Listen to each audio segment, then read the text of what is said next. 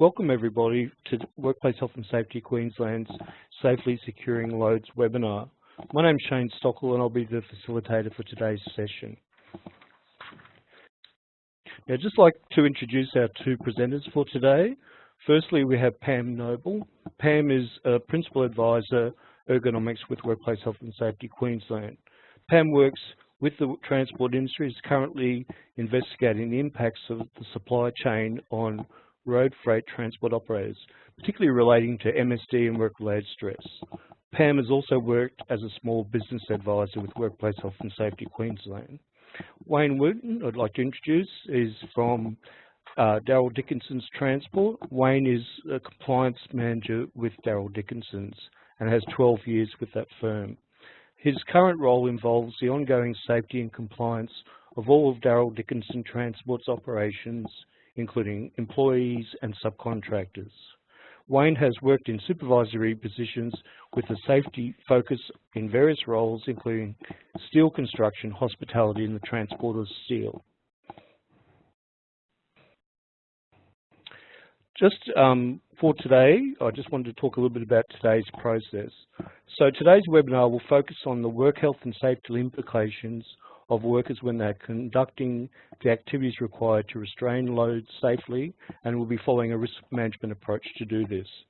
We'll be hearing both from Workplace Health and Safety Queensland and also from Wayne to provide an industry view about the availability and implementation of controls, including gaining ownership of those controls by drivers. While workplace health and safety legislation does interact with the National Heavy Vehicle Regulator Chain of Responsibility laws, our focus today will be on work health and safety requirements. Workplace Health and Safety Queensland's focus is on ensuring workers are safe when conducting the activities associated with securing loads, whereas the National Transport Commission is responsible for the safe carriage of loads on road vehicles, and to assist industry in doing this, it publishes the load restraint guidelines. Therefore, the focus of today's webinar is the safety of workers when they're conducting the activities required to secure loads. Feel free to send in your questions during this session. I just wanted to let you know that we've had over 550 registrants for today. So there's been a high level of interest and we've already received some questions. If we don't get to your specific question, we'll respond by email to you out of session.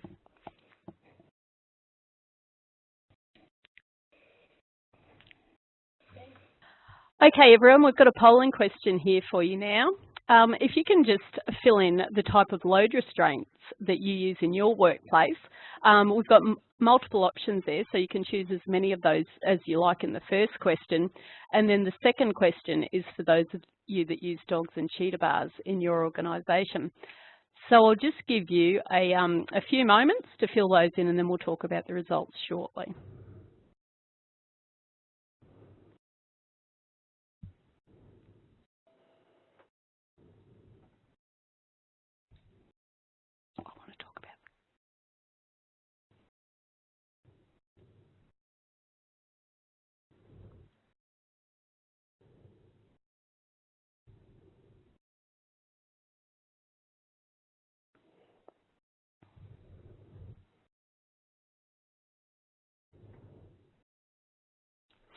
Okay, so we've got the results in now, and for the first question, we've got multiple answers. So most people are using the curtains or load binders or gates, and interestingly, only very few people are using dogs and cheetah bars. So we might move on from here now. So the Work Health and Safety Act 2011 is based on risk management. And Section 17 specifically outlines how businesses should apply risk management principles. The Act doesn't include specific guidance about the use of particular load restraint methods. However, the principles of risk management should be applied to restraining loads. The legislation outlines duties for businesses and workers to ensure good communication in the management of work health and safety risk. Duty holders are required to ensure work health and safety by eliminating or minimising risks to health and safety so far as is reasonably practicable. The National Transport Commission publishes the load restraint guidelines to ensure the safety of loads during carriage. And these guidelines will be updated and they're scheduled to be re-released in 2017. Also, the NTC recommends that chain and dogs aren't used for safety reasons, as it's been realised that dogs, either with or without an extension, also known as a cheetah bar, can cause serious injury to the operator when applying or releasing the chain. A Workplace Health and Safety Queensland analysis showed that around 100 workers' compensation claims a year are associated with load restraints, although it's not clear how many of those are directly related to the use of dogs and cheetah bars. So to look at some real cases, in one instance, a worker had his leg broken when the chain dog he was using flicked back and hit him. And then in 2011, another incident occurred where a worker was using a dog and cheetah bar to secure machinery on a truck. He was struck in the eye and blinded.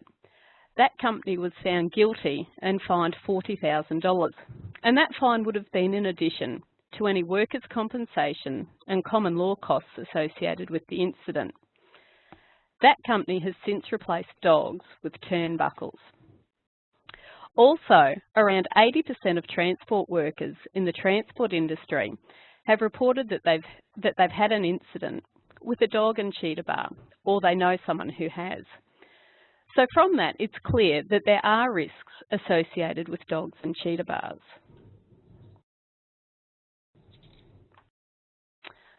So we're just going to look at sprain and strain injuries now.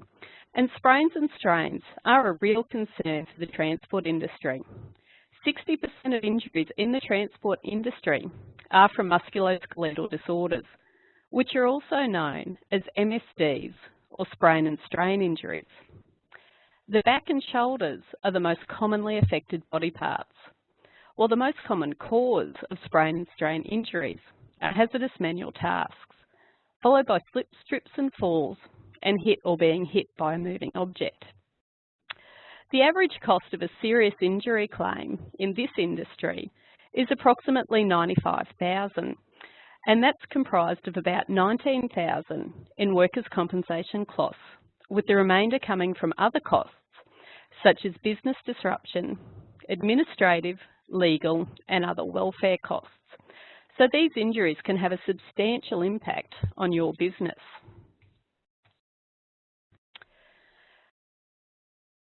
A National Work Health and Safety Regulators Working Group was established to raise awareness amongst the transport industry about the risks of using fixed lever over-centre load tensioners, also known as dogs, and extension bars, also known as cheetah bars. And it worked towards phasing them out as a load tensioning system in the industry. Alternate load restraint devices are available.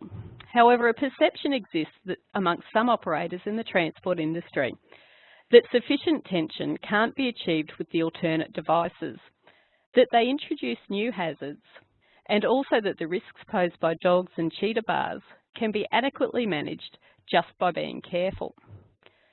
Following on from this work, Workplace Health and Safety Queensland conducted the Safe Handling When Securing Loads campaign, which had a focus on dogs and cheetah bars, and it also included other common activities associated with securing loads. The campaign involved close to 600 inspections at transport workplaces across Queensland. Workplace Health and Safety Queensland, along with WorkCover New South Wales and WorkCover Victoria, all recommend alternatives to dogs for load restraint and not to use cheetah bars. Dogs have been phased out by some workplaces after acknowledging the serious risk of injury. Customers of the transport industry are also moving towards not allowing dogs and cheetah bars to be used on their site. For example, BlueScope Steel has prohibited the use of dogs and cheetah bars on their sites, and as a result, Toll Global Logistics has removed them from their operations. And there's a case study on our website which outlines the process they use to do this. Daryl Dickenson Transport has also removed dogs and cheetah bars from use. and Wayne's going to tell us about their journey a little later on. So when Workplace Health and Safety Queensland had discussed the issues of dogs and cheetah bars with industry, concerns were raised that alternate load binders may increase the risk of sprain and strain injuries, while there were other perceptions that dogs and cheetah bars didn't cause serious injuries.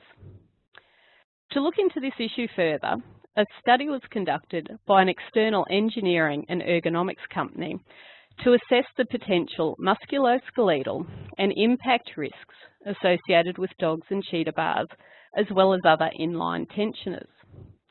So the study included a data review, physical assessments, and consultation with the industry through surveys and focus groups. The study found that dogs and cheetah bars present a fatality risk from impact injuries. Alternate load binders are the preferred option as they don't present a fatality risk. It was found that both dogs and the alternate devices had risks of sprain and strain injuries. The study recommended the development of load restraint devices that are truck mounted below the tray so that work can be done with the worker's hands between their waist and shoulder height when they're standing on the ground. These devices should have release mechanisms that do not permit the sudden or uncontrolled release of the load, as well as having tension indicators. It was also recommended that the design of inline chain tensioners be improved and the use of dogs and cheetah bars discouraged, as per existing guidance from Workplace Health and Safety Queensland, as well as other jurisdictions.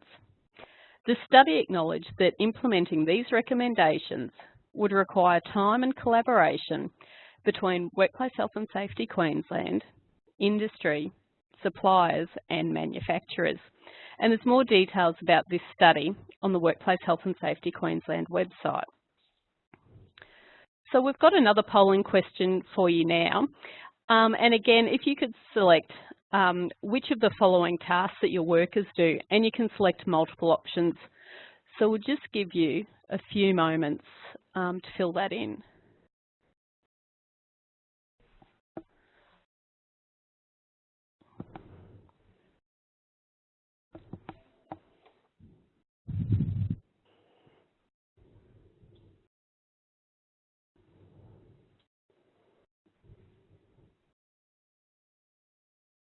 So just give you a little bit more time there.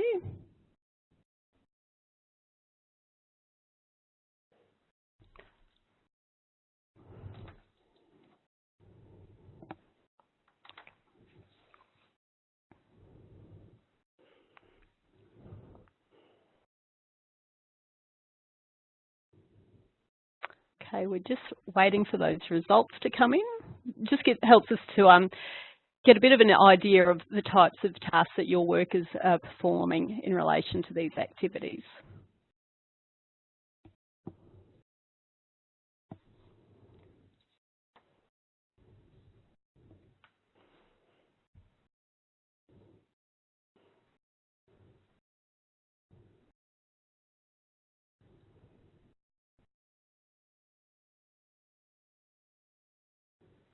Okay, so we've got our results there, and by far the most common task there is tensioning chains and webbing, and then all the other tasks are represented at a much lower rate, but they're all there. So it's handy to know that as we talk about some of these things, that they are relevant for your workplaces. So in talking about these hazardous tasks, the Workplace Health and Safety Queensland Safe Handling when Securing Loads campaign did have a focus on dogs and cheetah bars. It also identified other tasks that are hazardous to workers when they're conducting loading activities. These included handling gates and curtains, as well as placing lashings and corner protectors. The type of risks that are present in these activities include high or sudden force, awkward postures, repetitive movements, slip, trips and falls, as well as falls from heights and hit or being hit by objects. So the risks identified in those hazardous load securing tasks that we've been talking about result in 4 main types of injuries. And they are sprains and strains, slips, trips and falls at the same level, falls from heights, as well as traumatic injuries. To manage the risk of injury, duty holders need to identify reasonably foreseeable hazards, assess the associated risks, and manage them in accordance with the hierarchy of control. And a diagram of that is on your screen. So we need to start at elimination, then work down the hierarchy through substitution, isolation, engineering controls, followed by administrative controls, and finally, personal protective equipment. The more effective controls come from further up the hierarchy, while controls at the bottom of the hierarchy are less effective as the risk factors haven't been changed. And you might need a combination of those controls to minimise the risk. Guidance can be sought from the Work Health and Safety Regulation and Codes of Practice for how to manage work health and safety risk, hazardous manual tasks, and managing risks of plant in the workplace. So now we're going to talk about some of those hazardous activities, starting with handling gates. So lifting and handling gates can result in the risk of a sprain or strain injury, as the activity often results in the worker needing to use high force, or another way to think about that is physical effort, due to the weight of the gates, and also awkward postures, such as lifting above shoulder height to move the gates. There is also a risk of impact injuries occurring if a worker is struck by a gate. And Wayne, have you got anything to add about handling gates?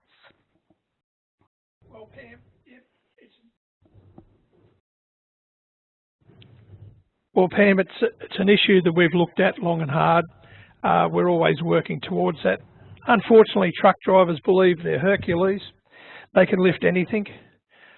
They get a gate up over their head, next thing they're out of balance, it's off height. We're starting to look at shoulder injuries, back injuries.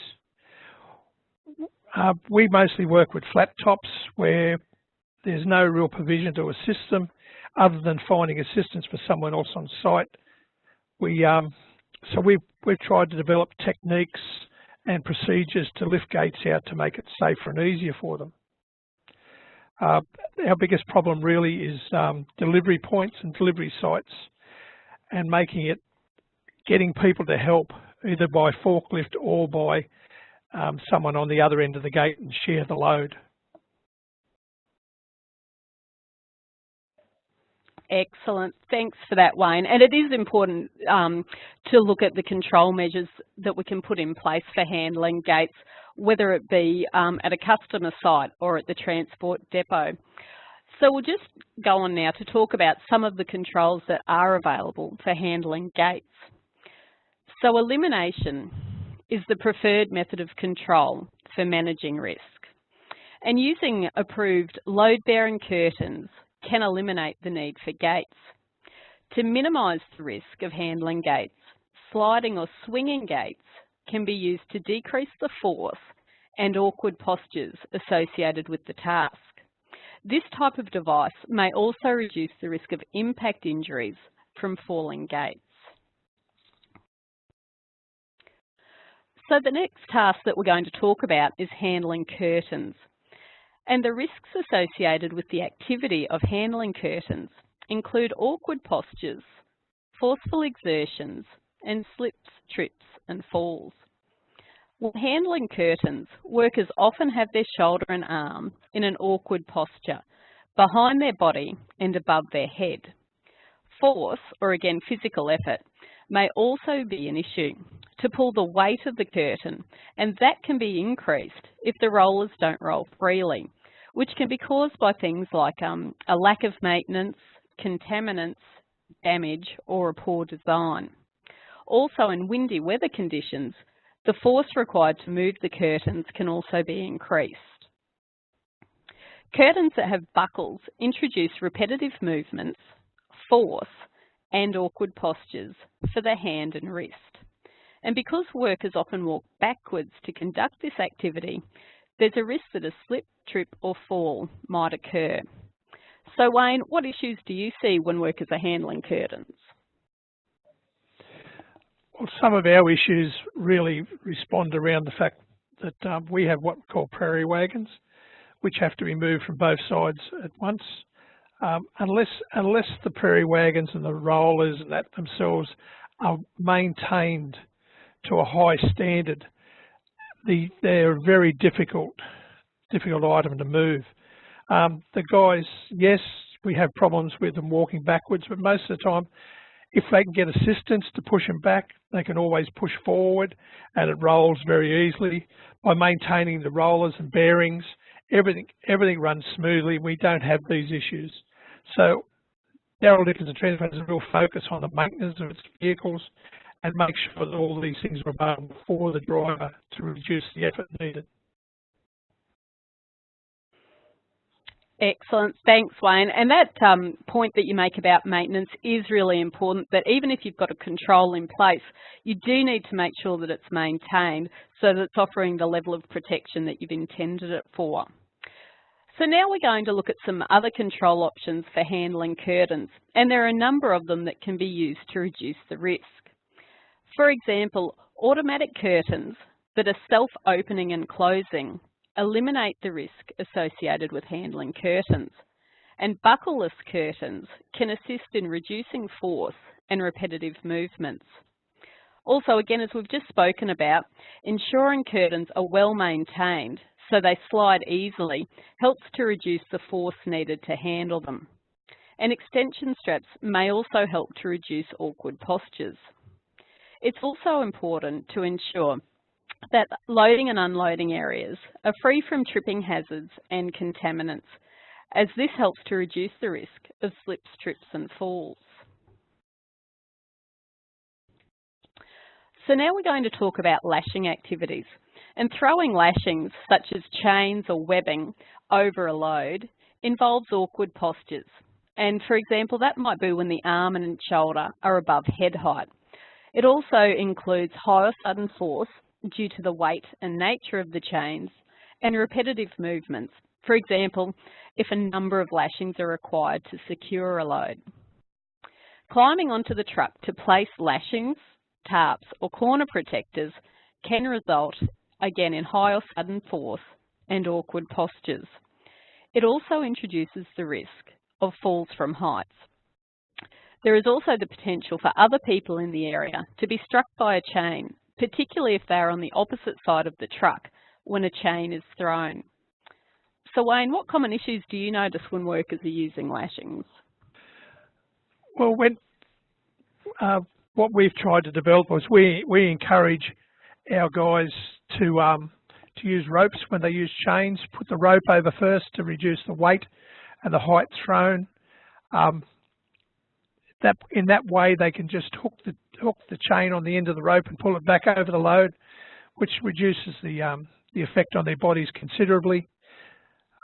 When it comes to straps, we get them to roll them from the loose end back and hang on to the buckle and throw the light in, once again reducing the weight of the throw and the force required to entertain into that.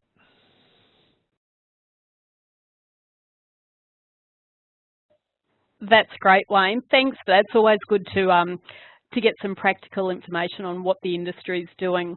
So now we're going to look at tensioning activities. And using dogs and cheetah bars can result in high or sudden force to tension or release tension, as well as awkward postures, again in the shoulder and back. Impact injuries and falls from heights may be an issue, as well as being hit if the cheetah bar flicks back and strikes the worker or others in the area, particularly when releasing tension. Using winches or hand ratchets can result in repetitive movements and awkward wrist and shoulder postures, particularly when they are above shoulder height. In relation to some industry perceptions that dogs pose less of a risk of a sprain and strain injury, let's consider some of the findings from the Workplace Health and Safety Queensland ergonomic study that we spoke about earlier. So the force required to tension a dog without a cheetah bar was found to be 60 kilos of force, while the study recommended that the maximum force to tension should be 25 to 30 kilos of force. So it was found that dogs were much higher than that. The force to release dogs when using a cheetah bar was significantly lower. However, as we've already mentioned, dogs pose a fatality risk, especially when using a cheetah bar. Another interesting finding from the study was that it was found that the tip of the handle of a dog travelled at 55 kilometres an hour during the release of tension. So these findings confirm the risks that are associated with dogs and cheetah bars. So we're going to look at the controls now for these lashing and tensioning tasks, and we've grouped them together because the controls are similar. And a number of controls can be used to minimise the risks from these activities. You could eliminate the use of chains and webbing by using a custom designed truck that's specific for the load, or other systems that reduce the need for lashings. You could also use a platform ladder to reduce the risk of falling from the truck. Lightweight extension poles could be used to place lashings and corner protectors from the ground, while webbing straps can be used as an alternative to chains. They will be lighter, require less force, and also reduce the risk if others are struck. Retractable webbing straps can also be suspended from the roof of a trailer. If chains are required, you use alternate load binders to avoid using dogs and cheetah bars. And as Wayne mentioned earlier, you can use lead ropes if you are using chains. Also, turnbuckles are another alternative as they don't have kickback when they're released. And Wayne, do you have any other comments on those activities? I think you've pretty much covered off on most of it. To do these activities, we find that we retrain our guys on load restraint annually, and the retraining seems to, over a period of time, lessen the chance and lessen the opportunity for injury. They start to get used to using the right way to do things, and they cut out the shortcuts where most of the injuries occur. Thanks for that, Wayne. And training is definitely important, I guess, coupled too with the other controls that you've mentioned earlier. And a really important point to note is that there's no one-size-fits-all solution when it comes to binders. Different types work for different types of loads. So it's important to trial various types of binders in your workplace to determine which ones work best for the type of freight that you're transporting. So Wayne, what have you found in terms of binders and the ones that work best for the types of loads that your company transports? Well, Daryl Dickenson Transport have been travelling this journey for quite a long time. They made a decision back in probably the mid 2000, 2004, 2005 that the lever dog was just not the place to be. Not that we were having a terrible lot of injuries, but there was so many opportunities for injuries and near misses from bars slipping out and cheetah bars being thrown through the air. What they did is they started to look at what was available on the market. The first one they looked at was the EVCAM, which at the time was only suitable for some types of loads, not other loads.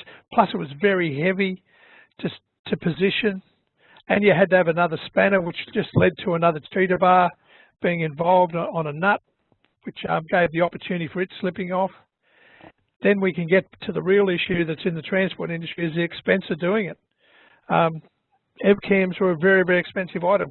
Since then we've journeyed on and we've travelled through all the different devices that have come on the market. We've worked very closely over the years with the manufacturers and the distributors of these devices, going back and forth. Always keeping in mind to involve your staff, because your staff are the ones that use it. So we always work on having our guys look at what it is, and they're the ones that try it, not management. The drivers, the guys at the coalface are the ones that try it, and it's what they decide is the best.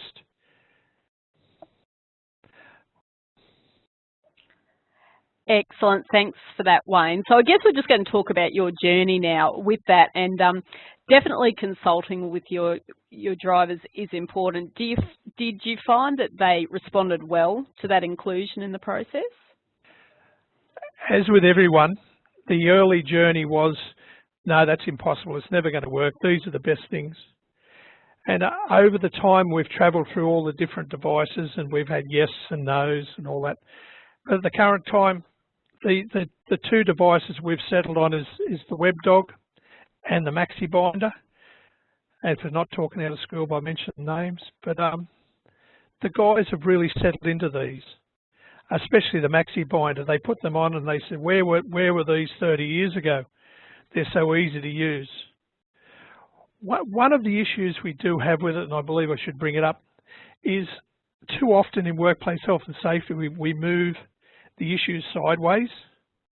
So we've swapped a fatal injury, as in with a lever dog, and we replaced it with things like having to use safety steps in our case to reach up to put these devices on, because the stretch that they've got to go to is much higher up the load. Some of the guys can do it, some don't, so we've got a mixture of guys that can do it easily by reach and others that need a safety step. A safety step, all it did was introduce a fall component into it and slip. We decided on wheelless safety steps, so there was at least it's not going to roll away on them. But it's a long, long journey, and unless you bring your staff in on this journey, it's never going to work for you. You need total management commitment. You need the manufacturers on side that are willing to work with you, and you need the guys on the floor to accept it. And we've got to the point now where our guys not only accept it, but they embrace it. And they work it. Even new drivers coming on the scene, they're straight in there, and there's no comment about going back. We're all looking to the future. We're hoping that the right device is out there somewhere and improves the safety for our drivers. Thanks, Wayne. And that was a really good point that you made about other hazards, because we spoke earlier about a risk management approach to managing hazards. And part of that is being aware that you're not introducing new hazards or changing a hazard. So that is important to look holistically at the task when you are introducing change. So you mentioned the challenges of getting drivers involved and other hazards. Was there any other challenges in your journey to make this change? The biggest challenge is the cost.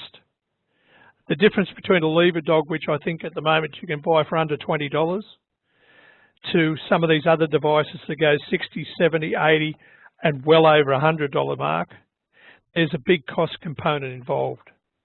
Then you've got to look at the resilience of some of the devices we've travelled through, and the long term, where a lever dog would last for years and years. Some of the devices we tested and tried wouldn't last weeks.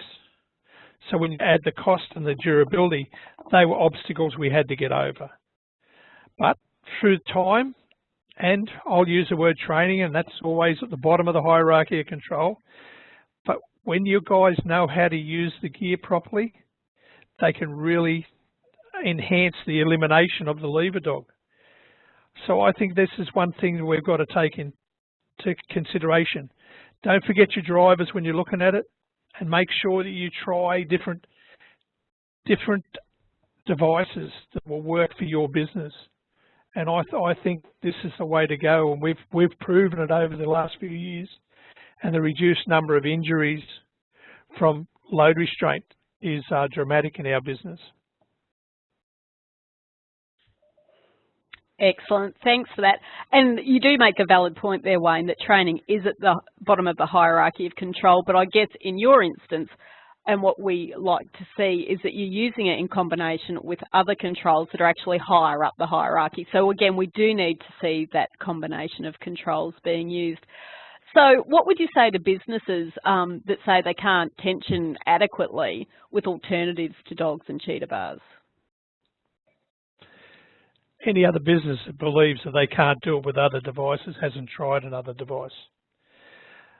You look at somewhere where you can use a lever dog, most of the time you can use a Maxi Binder or even a web dog. They've got the same strain, they're easier to fit. Just get out there and try it. Put it in the hands of your drivers and let them decide for you. I know what their answer will be. They'll come back to whatever's safer and what's more likely to work better for them. Good points there again, Wayne. So I guess just to round off the discussion here, what changes do you see in the industry now in managing risk in this space? Well, maybe I'm a bit cynical, but I think the way the industry is at the moment, and cost is becoming very, very, very, very hard thing to deal with in the transport industry. And I think, unfortunately, as I look around some of the sites now, competitors and in the marketplace, safety is copping a little bit of a slackening, and I don't like to see that.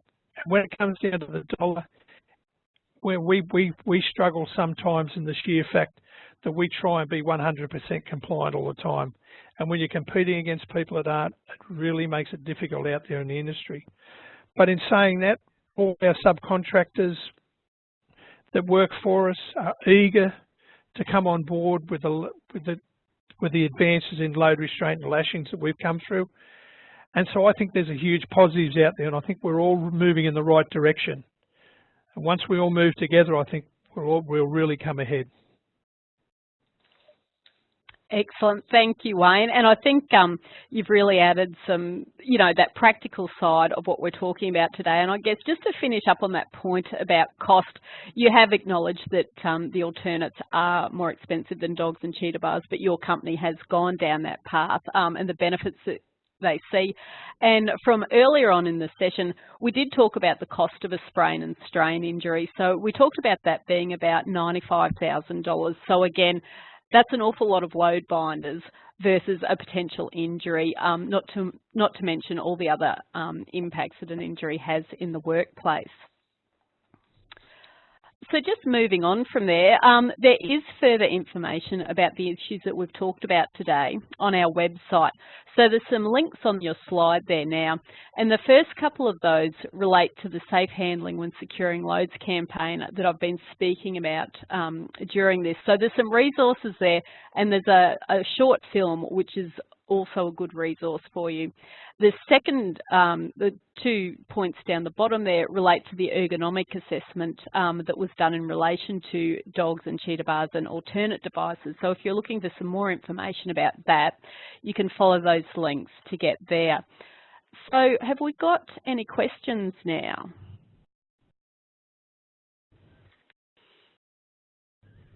Yes, Pam. Yes, Pam, we've got quite a few number of questions come in. So the first question is, have dogs and cheetah bars been outlawed?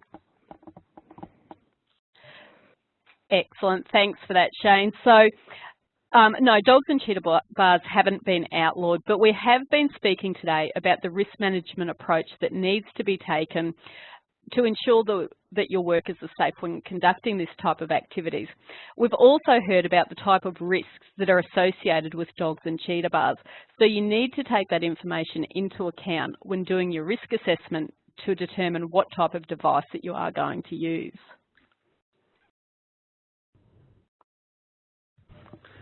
Thanks a lot, Pam. Now I have a question for Wayne. So what about using a device called a strong arm? Apparently this keeps the load below the shoulders while pulling curtains.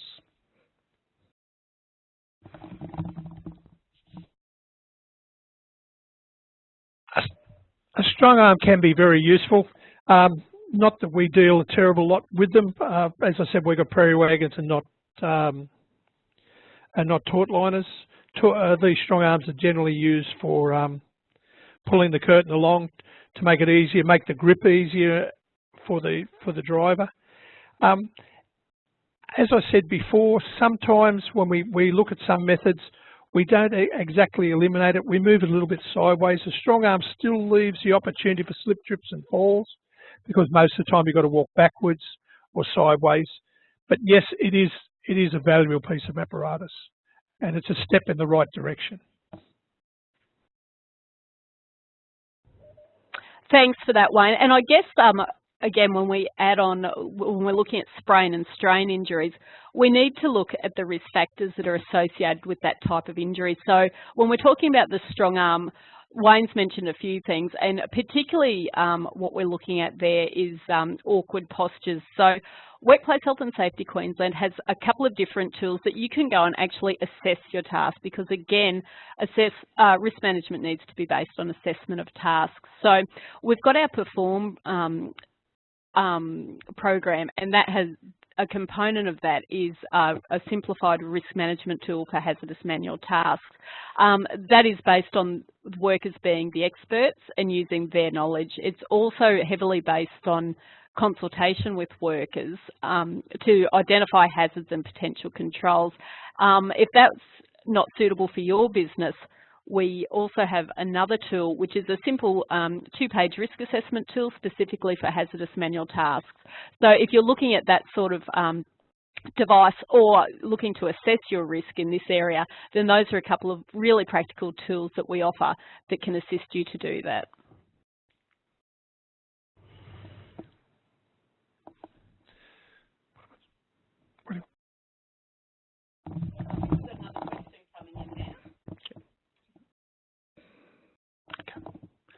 Okay, Wayne, we have a question here. Are ratchet bars as effective as dogs in securing the loads? I actually believe the question means are ratchet devices or web binders or maxi binders or other similar products effective as dogs.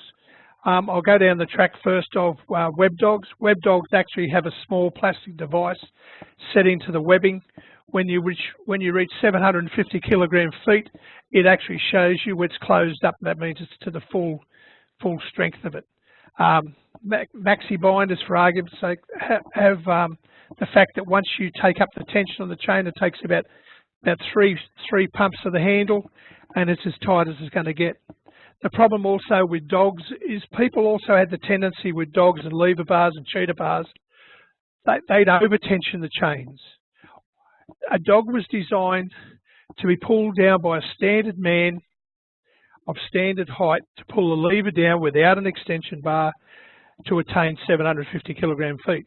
Once you put a cheetah bar on it, and as most truck drivers did, they bounced and bopped and jumped up and down with it, you're actually exceeding the 750 kilogram feet and possibly putting too much strain on the dogs.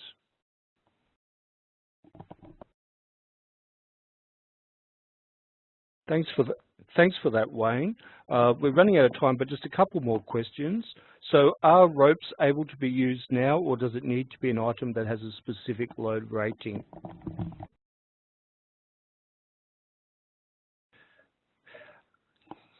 Now you're bringing out the old age of me. I remember when ropes were the only thing we used. But in the case of ropes, no, there is no load rating on ropes. So under workplace health and safety, if there's no load rating, there's no use of them. All that ropes are used for now are tying down tarps, lashing your dunnage to the deck, or securing gates. And most of the times, in our instance, we replace the dunnage and the gates. We use webbing straps because it's much safer and much more practical to use it.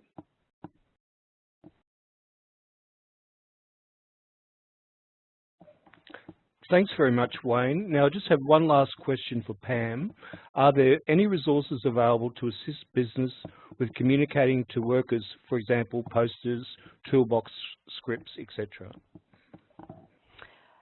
Excellent. Thanks for Shane. That leads us nicely into the next lot of information there about where you can get further assistance. So the slide that we spoke about earlier had information about the Securing Loads campaign and the ergonomic study on it. I've mentioned a couple of other resources as well relating to hazardous manual tasks. So on our website as well, there is a particular section for transport, and there's a variety of tools and resources there for you. So There's findings from campaigns, there's webinars that we've had in other areas and other resources as well. So I encourage you to jump onto our website and the links there and go down to the transport section, which will give you some transport specific information. You can also sign up for our eSafe newsletter, which is a free newsletter, to receive updates from Workplace Health and Safety Queensland. And again, another way that you can do that is through our Safety Leadership at Work program, and information about that's on our web. In terms of load restraint itself and the load, as opposed to the safety of workers when they're conducting those activities, there's a couple of links down the bottom for the National Heavy Vehicle Regulator and the National Transport Commission as well. So that can help you to answer some of those other questions. I just wanted to say thank you for your participation today. Any other questions, as Shane mentioned earlier, we can answer out of session. Thanks for your participation, and I hope that's helped you out. Thank you.